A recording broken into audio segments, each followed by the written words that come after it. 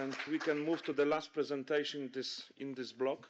Will be presented by Benjamin Reid from University of Birmingham, and Benjamin will talk about real-time monitoring using Tomiri's data assimilation model introduced by University of New Brighton together with Birmingham University.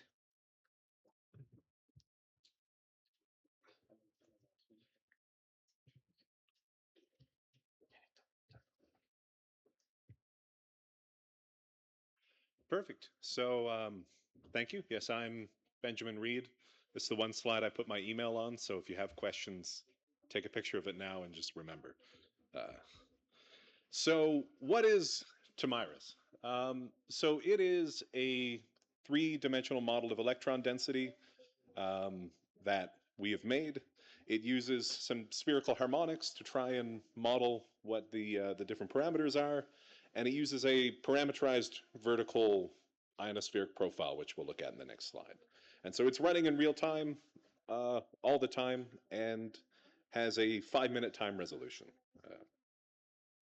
So what does that profile actually look like, right? So if you can't tell, I come from the ionosphere community and not from geodesy. So this is what the IRI's profile looks like. And the IRI is the ISO standard model of the ionosphere, but it's actually a lot of different models. And what they're models of is all of these different anchor points along the ionospheric profile, going from the D region, the E region, your F1 layer, and then the F2 layer at the top. That's sort of the biggest bulge. It also happens to be the most variable layer, and that's the one that has all of the impacts on GNSS. That's where most of the electrons are. So what Tomiri's is essentially the IRI. It's this parameterization, except we just change the parameters for that peak, right?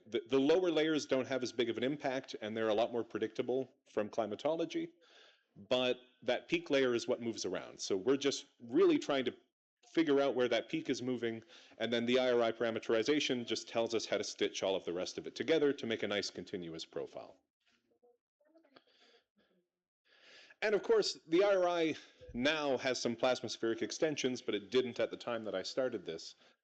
So we use the Neustrelitz plasmasphere model to extend that up to GNSS altitudes. So we have a full electron density specification from the ground. It's very easy for the first 50 or 70 kilometers, all the way up to GNSS altitudes and beyond. And of course, it's a data assimilation model, right? We need data to be able to change this climatological background. So what we do is we get slant tech from, I think, 2,100-ish global GNSS receivers right now. You can see they're very unequally distributed, of course. Right, we use the combinations from GPS and Galileo, all of the ones that produce reasonable slant tech. But also, we're not just limited to GNSS. So we have, in particular, ionosones, which are also distributed around the world, which give us a very good measure of what the bottom half of the ionosphere looks like. So that gives us an independent fix on a lot of these parameters so that we can try and make something that's self-consistent. So how it actually works is it's sort of two models in a trench coat working at the same time. So ionosone data doesn't actually come to us in real time, but of course we want a real-time model, so we have two models. There's the ultra-rapid, which is not an ultra-rapid in the IGS sense, it's the real-time one. That only gets slant tech information. And then you have the rapid model, which is not a rapid model, it's near real-time. Right, that gets any other data that we can happen to throw in, which right now is mostly ionosones. So they share all the same Rhinex processing, they all work together, but the rapid model has this extra independent measure of the ionospheric density, and so it does all of the receiver bias fixing and then just gives those over to the ultra-rapid. But it all works together to make a self-consistent ionosphere, or two of them, I guess, and then a self-consistent set of DCBs for all these receivers and all these combinations. So great, you have this model. Now what can we do with it? So when you have a 3D model, it's very easy to just integrate it vertically and dump it into an Ionics file, and then you can use that like any other GIM product and see what you get.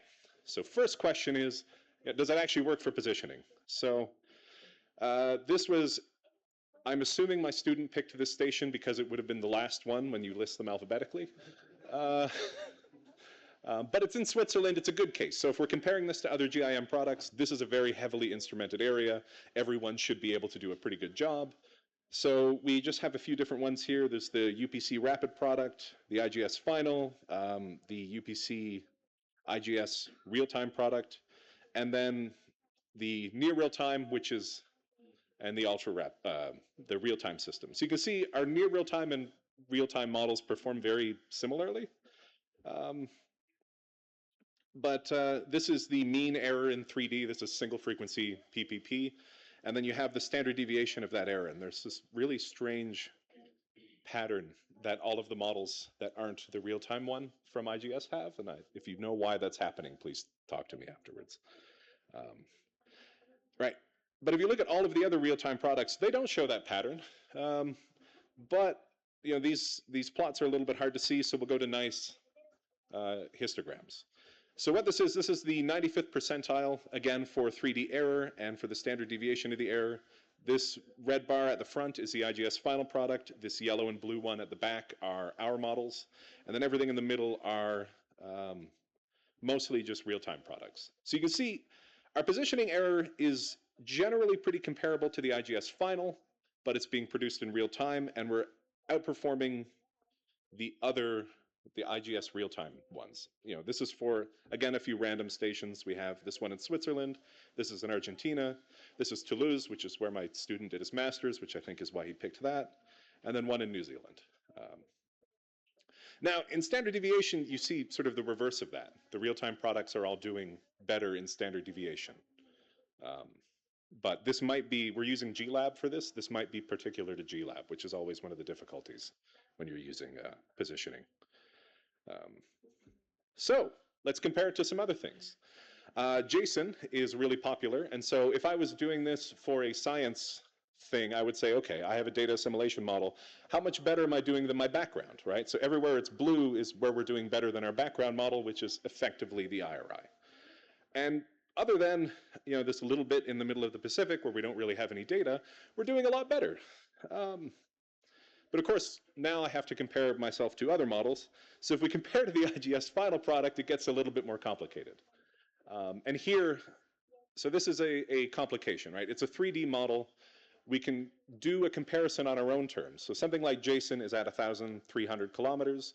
We could just integrate to that altitude and say, ah, look how well we did compared to the IGS final product, which nominally goes up to GNSS altitudes, right? So this is the fair comparison. I'm integrating up to GNSS altitudes and adding a bunch of extra tech that my model says shouldn't be there for the sake of a fair comparison.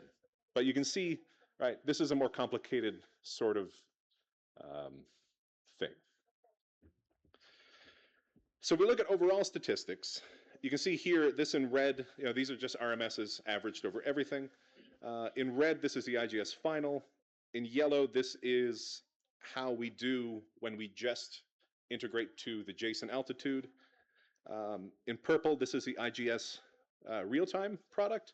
And in green, this is what we get if we make it a fair comparison and go all the way up through the plasmasphere. So you can see if we are allowed to cheat and use the three-dimensional knowledge, we actually have the lowest RMSE now of all the different ones. But if we go up to 20,000 kilometers, we become a bit worse than the IGS final product, but still better than most of the other real-time options available. Another source we can look at is DORIS, right? So DORIS is, we can look at the DS tech. And again, if you look at, say, the mean error, we're looking fantastic, but again, this is me cheating.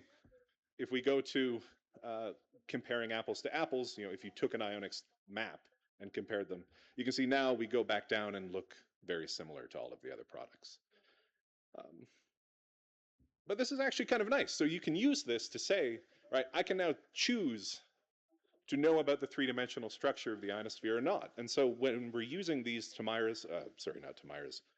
DORIS and other tools to evaluate our ionospheric products, this gives us a way of seeing how much of the, you know, the error comes from our choice of mapping function, our choice of, you know, satellite altitude and things like that. So there are a handful of satellites that give us DORIS information, and they're all at different altitudes. And you can see, you know, when we're allowed to know about the three-dimensional structure, we can be unbiased.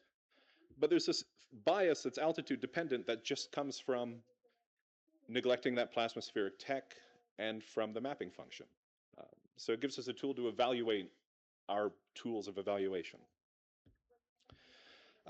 So again, we can look at the root mean square error, standard deviation, and bias, these sort of standard measures. Here's just a time series. So all of this analysis is being done for the entire time the model has been running, which is from the spring of 2025 through till now. And you can see that generally, right, the yellow is our ultra-rapid product. And again, this is the fair comparison. This is taking it from the Ionics tech map rather than knowing about the three-dimensional structure. And so the root mean square error, we're generally in and amongst the best of them.